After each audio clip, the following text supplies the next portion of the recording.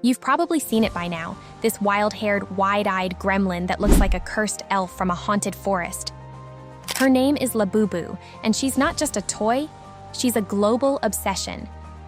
She's taken over Asia, infiltrated the West, and is popping up on red carpets, runways, and your For You page. But what is Labubu? Why are people collecting her like Pokemon in a post-apocalyptic forest? And how did this little monster become the next big thing in pop culture and marketing? Let's dive into the bizarre, brilliant rise of Labubu and what it says about our brains, our culture, and the future of fandom. Labubu is one of the signature characters from the Monster series, created by artist Kassing Lung and distributed by Chinese toy giant Pop Mart. She's creepy, she's cute, and she always has that "I just did something mischievous and don't regret it" look. Pop Mart sells Labubu in blind boxes. You never know which version you're getting. It's like opening a mystery egg with fangs. From Pirate Labubu to Macaron Labubu to dreamy bedtime versions, each one tells a story, and each one fuels the hunt. The craze started in Asia, where Pop Mart blew up post-pandemic. People were stuck inside, craving comfort and nostalgia, and suddenly, collecting designer toys wasn't just for kids. It was therapy, aesthetics, a lifestyle. But it was Labubu who really went viral. Her weird, cute aesthetic, combined with TikTok unboxings, fan edits, and celebrity sightings, instant phenomenon. Blackpink's Lisa had one, Rihanna too, and suddenly, Labubu wasn't just a toy. She was a mood. So, why are we all hooked? It's not just hype, it's brain chemistry. First, there's the blind box effect. You don't know what's inside, which triggers something called a variable reward loop. That's the same psychological mechanism behind slot machines. Open a box, get a dopamine hit, didn't get the one you wanted, try again, and again. Then there's completionism. Pop Mart designs their sets with common figures, chase rares, and one secret ultra rare, which means your brain won't rest until your shelf is full. That's the Zygarnik effect. We're wired to finish what we started, even if it costs us a lot. But here's where it gets even more potent: exclusivity. Most Labubu drops are limited release. Some sell out in minutes, some are only available at events or in certain countries. And when something's hard to get, it instantly becomes more desirable. That scarcity creates a sense of urgency and elevates Labubu into a status symbol. Owning a rare Labubu isn't just cute, it's flex-worthy. She's a plushie, sure, but also a badge of cultural taste and collector clout. Labubu's look also taps into something deeper: aesthetic contradiction. She's furry, squishy, and pastel, but also a little creepy.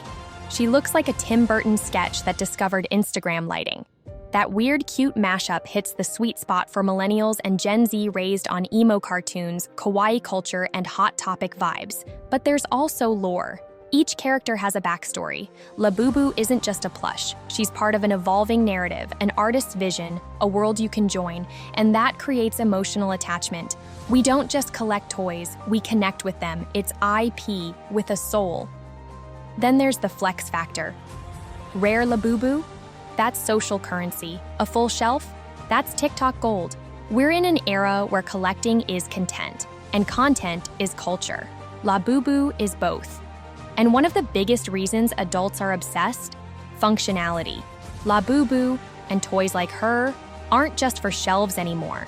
She's at the center of a whole new pop market category, the bag charm plushie. You can clip her to your purse, backpack, gym bag, whatever your vibe. And suddenly, your creepy cute collectible becomes a fashion accessory. It's a subtle, public-facing way to express your identity. Not a toy sitting at home.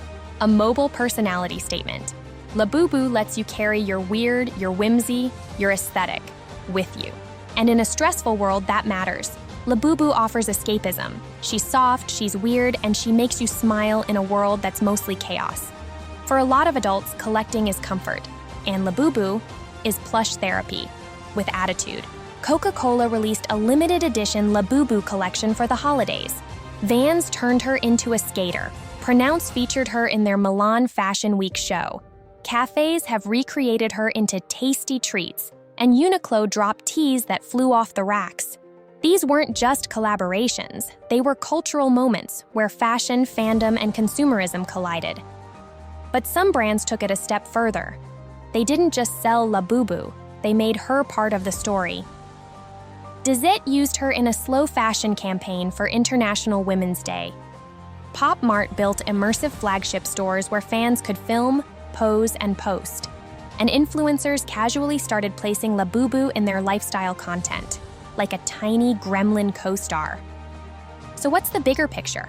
Labubu represents the rise of collectible culture, where identity, storytelling, aesthetics, and commerce all blend into one plush, pastel-hued monster.